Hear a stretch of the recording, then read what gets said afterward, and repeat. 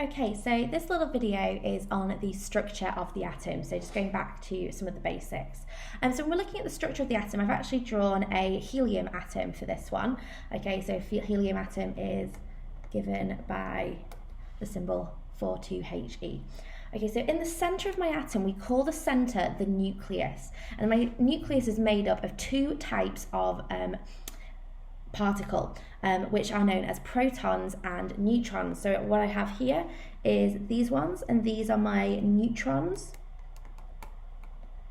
And I also have these ones here in the reddy pink, and these are my protons. Okay, now these collectively are also known as nucleons. Okay, something that exists within the nucleus.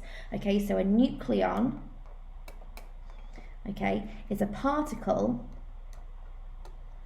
that exists in the nucleus.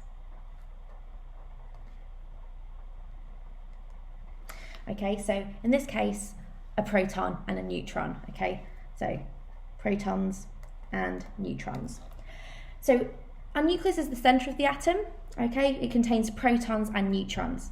We then have orbiting around it. By orbiting around it, I'm meaning that they're, we can just imagine that they're kind of moving around the nucleus. And we call these electrons. Okay, so these small particles that orbit around.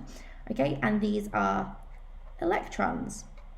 Okay, and we talk about these electrons. They have very specific patterns in which they orbit around in, and you'll learn about that when you go on to do kind of higher level chemistry. But we talk about these little levels that they exist in. We sometimes call them energy levels. Okay, or we also call them sometimes shells. Okay, so we call these energy levels. But we also sometimes use the word shells, and I try and use energy levels, but occasionally I'll say shells, so apologies when I do. All right, so let's talk about these three different particles in a little bit more detail. Okay, so let me just move my book up the table a little bit. So protons. Protons have a positive charge. Okay, so I'm going to first of all talk about their charges.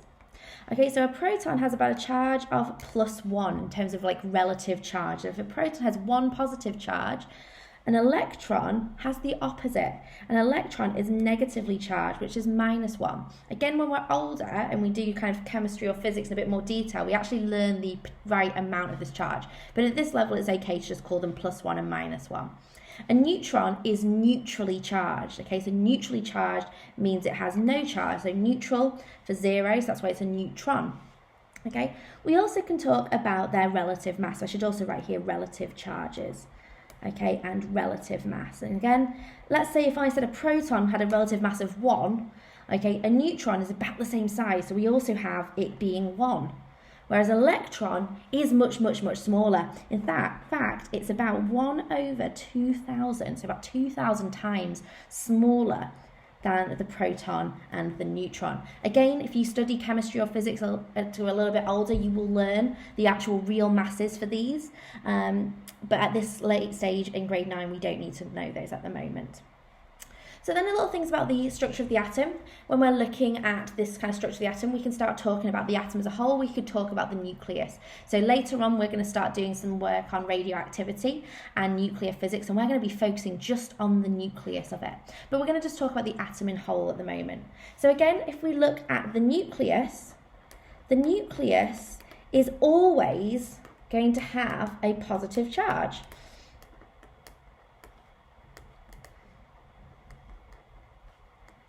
And we're going to find out why the scientists discovered this when we look at Rutherford scattering.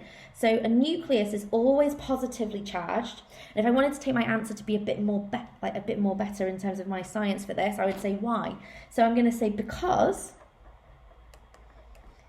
it only contains protons and neutrons.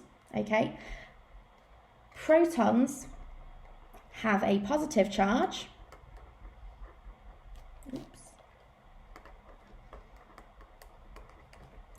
And neutrons have no charge. Okay, so our nucleus is always going to have a positive charge. That's different though to the atom. The atom itself doesn't have any charge. So atoms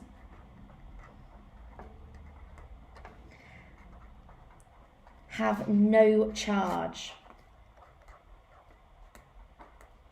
Oh, I spelled charge wrong there. Okay, so atoms have no charge. Again, we always want to try and give the why with our explanations, okay? Because atoms have equal numbers of protons and electrons. So the number of protons always equals our number of electrons for an atom, okay? Again, if I wanted to say why, I would say protons are positive and electrons are negative,